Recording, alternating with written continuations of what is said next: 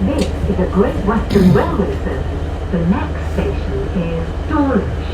Well, ladies and gentlemen, here we are again. Me, Alexander Rennie, and you, the misguided listening public, hurtling towards another forgotten town. On this occasion, however, I fancy it's at the prettier end of the spectrum, so let us find out if it lives up to expectations.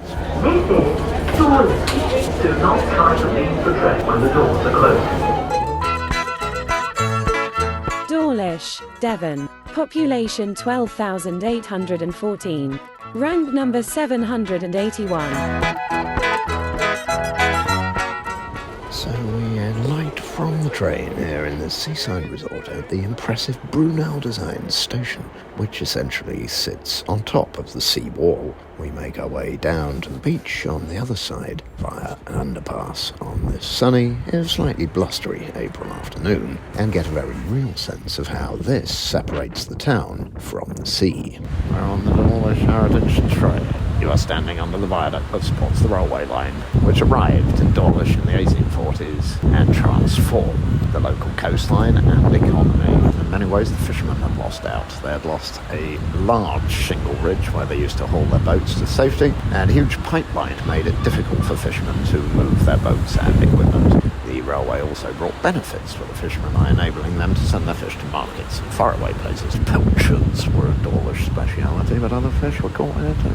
June 1898, 30,000 mackerel were sent to market in Bristol and London in one day. Fish weren't the only local produce that got sent to market by train. Local market gardeners took advantage of Dawlish's mild climate and long growing season to grow flowers, including Devon violets and pinks.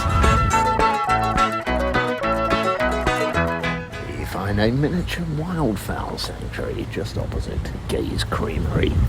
Possibly the best ice creams in town. However, my radar is focused more squarely on the Brunswick Arms. Good beer guide entry and hopefully purveyor of a half-decent ale. Alright, have a pint of otter, please. Thank you very much.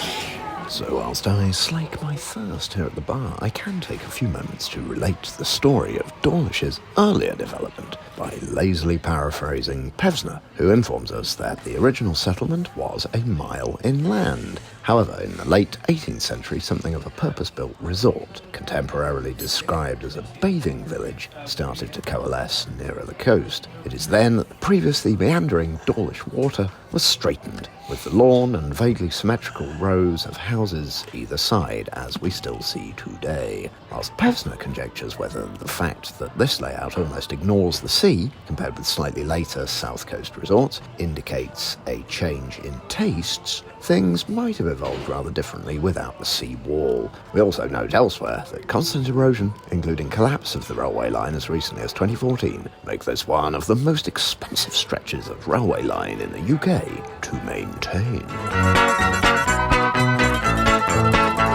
Are you on holiday here? I'm on holiday. Do you like it? It's lovely. Yeah, Dawlish is nice. Have you done Timoth? I'm going to Timoth later, but I heard you were putting it down A a little moment bit. ago, weren't you? They're better around here, trust me. What's wrong with Timoth? Well, it's very commercial and there's a lot of locals that have got a lot of bad habits. I lived there for 8 years, I know that. Well, it's lovely to meet you anyway. And you too. Middle of the lawn is perhaps appropriately occupied this afternoon by some gentlemen playing lawn bowls. Dawlish are clearly very proud of their resident black swan population, and there's a sign there saying if you see our black swans in the road, please gently shoo back onto the lawn. There are a lot of flags flying, and they are advertising the Coronation Cup. Dawlish versus Teignmouth. God, it's going to be a grudge match if the girl in the pub's anything to go with. I'm climbing Stockton Hill, just sort of hoping it turns into some sort of view. And the hedge is slightly unkempt and obstructs the view entirely. Thanks, Mr. and Mrs. residents of Eastcliff. If I lift my camera skywards in the style of someone in days of yore with a periscope, if anyone actually made picture postcards anymore, that view I've just taken would be worthy. Dawlish.